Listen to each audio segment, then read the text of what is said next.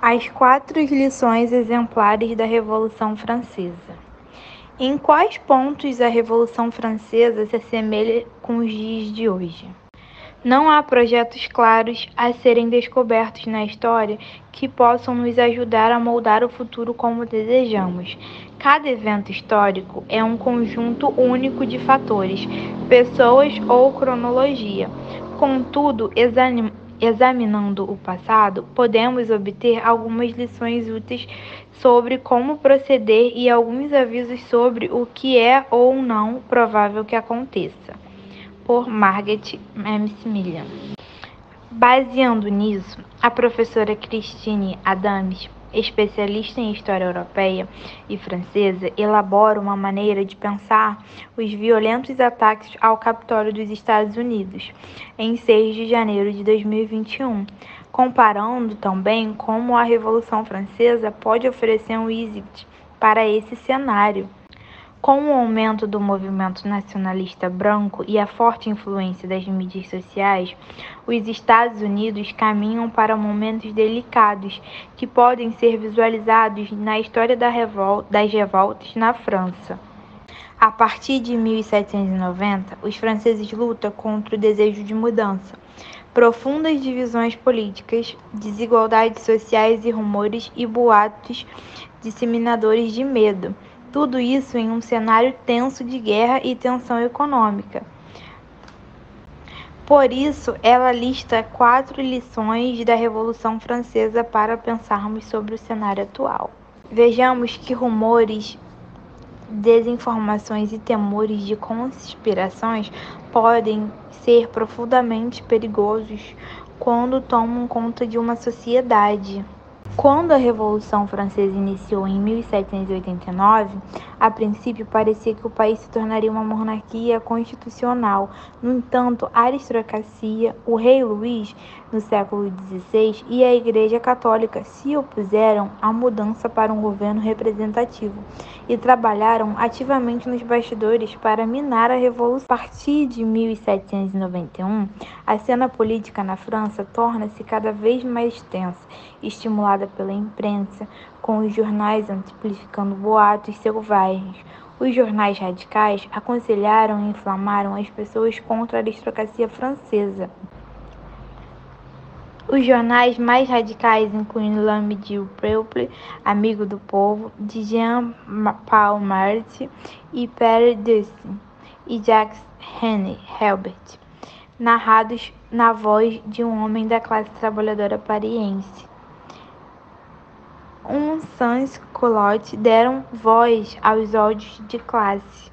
Em 10 de agosto de 1792, o povo de Paris invade o Palácio de Tulheiras, residência da família real, e suspende a autoridade do rei, significando o fim da monarquia, regindo também uma nova constituição com a França, se tornando efetivamente uma república em 21 de setembro de 1792.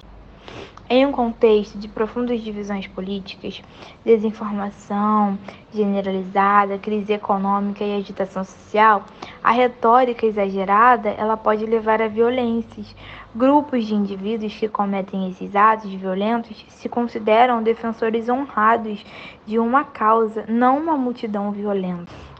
Em 31 de agosto de 1789, o jornal L'Homme du Peuple incitou os leitores revoltosos com falsos rumores de aristocratas e padres que estavam tramando conspirações antirrevolucionárias.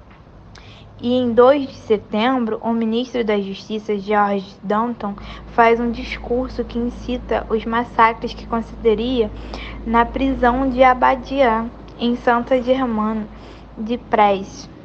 Os revolucionários parisienses invadiram a prisão e mataram os contra-revolucionários, estimando-se que entre 1.100 e 1.400 pessoas morreram nesses atentados. Os revoltosos ficaram conhecidos como setembristas. Eles estavam firmemente convencidos de que estavam trabalhando em prol da segurança da França. Os massacres e os assassinatos eram apenas um meio para se chegar ao bem-estar do país. Raramente, um indivíduo é o único responsável por instigar um ataque às instituições democráticas e por um regime de violência. O político mais intimamente ligado ao terror é o Maximilian Robespierre, jacobino e membro do Comitê de Segurança Pública. No entanto, os historiadores de hoje estão menos convencidos de que Robespierre é o único ou o principal culpado por isso. Em 1974, vários líderes revolucionários originais, como Danton, tinham ido para a guilhotina. Nesse ponto, às vezes como resultado das denúncias de Robespierre, daqueles que ele considerava insuficientes comprometidos com a causa revolucionária. Com isso, reúne um grupo de legisladores temerosos por suas próprias vidas, que colocaram de lado suas próprias diferenças para derrubar Robespierre. Esses homens, chamados de termediorianos, lançaram sua ofensiva em uma série de discursos dramáticos perante a Convenção Nacional de 27 de julho. Suas acusações levaram à prisão e julgamento rápido de Robespierre, que foi levado para a gilhota no dia seguinte, apanhado pelas leis que eles mesmos próprios ajudaram a aprovar. Com Robespierre fora do caminho, os homens que o derrubaram precisavam encontrar uma maneira de convencer o público francês de que Robespierre e seu pequeno grupo de seguidores foram responsáveis pelos excessos de terror, não eles. Criou-se um mito que Robespierre era o homem responsável pelo terror e que sua execução permitia que os franceses deixassem esse terrível episódio de violência para trás. No imaginário popular ainda hoje, Robespierre é o culpado pelo terror. Essa narrativa chegou aos jornais e à iconografia popular, quase assim que ele foi executado. Um famoso cartão de Robespierre executando o carrasco depois de ter executado todos os outros em Paris foi amplamente distribuído. Quando os políticos questionam e minam os resultados das eleições ou instituições representativas de forma mais geral, os cidadãos se tornam mais cínicos e menos comprometidos com a democracia, o que é enorme prejudicial no longo prazo. Embora os políticos do diretório não fossem monarquistas, eles careciam de um compromisso genuíno com as instituições democráticas. Mesmo com a morte de Robespierre, eles derrubaram o que consideravam resultados eleitorais problemáticos em 1797 e 1798, conhecido como golpe do 18 Fructidor e golpe do 22 Floreal, respectivamente. Essas ações diminuíram o compromisso do público francês com as instituições democráticas, convencendo-os de que todos os políticos eram corruptos e egoístas.